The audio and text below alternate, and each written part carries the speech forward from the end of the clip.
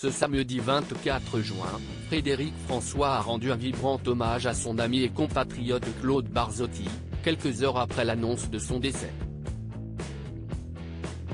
C'est avec beaucoup de tristesse que Laure Conta, le manager de Claude Barzotti, a annoncé la mort de ce dernier le samedi 24 juin.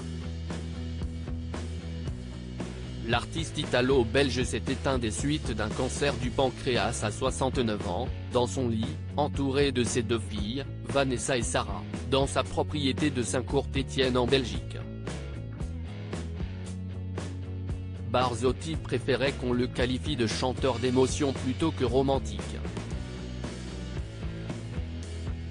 C'était un écorché vif, un vrai sensible, qui a bu pour lutter contre son trac, a précisé Laurent Conta auprès de la. À l'annonce du décès de Claude Barzotti, de nombreuses personnalités, dont la comédienne Mathilde Seigner et son ami Frédéric François, se sont empressés de lui rendre hommage sur les réseaux sociaux.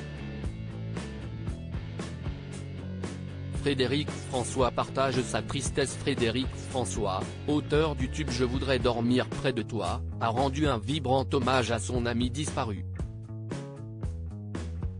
Aujourd'hui, c'est un jour de grande tristesse. Nous venons de perdre un ami, un artiste hors du commun, qui nous a fait rêver avec des chansons qui resteront gravées dans nos mémoires. Toutes mes condoléances à la famille Barzotti, a-t-il écrit sur son compte Twitter.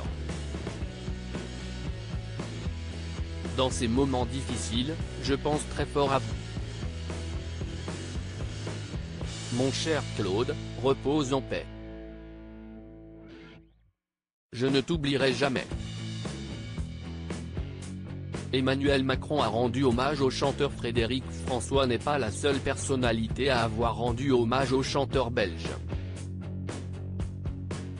Emmanuel Macron a également eu une tendre pensée pour Claude Barzotti au lendemain de son décès. Il suffit de dire son nom pour qu'immédiatement quelques notes de barcarolle, un refrain entêtant, toute la musique du Rital surgisse. Claude Barzotti, qui nous a quittés le samedi 24 juin 2023, était un chanteur populaire, par son destin depuis une origine modeste, par son immense succès, par le pouvoir d'évocation de ses chansons capables de capter les élans du cœur, la rage ou la mélancolie.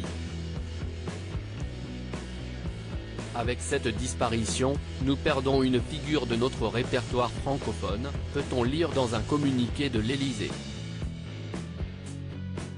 Le président de la République et son épouse saluent la mémoire d'un artiste qui fit de son histoire et de ses passions quelques-unes de nos plus belles chansons. Article écrit en collaboration avec 6 médias.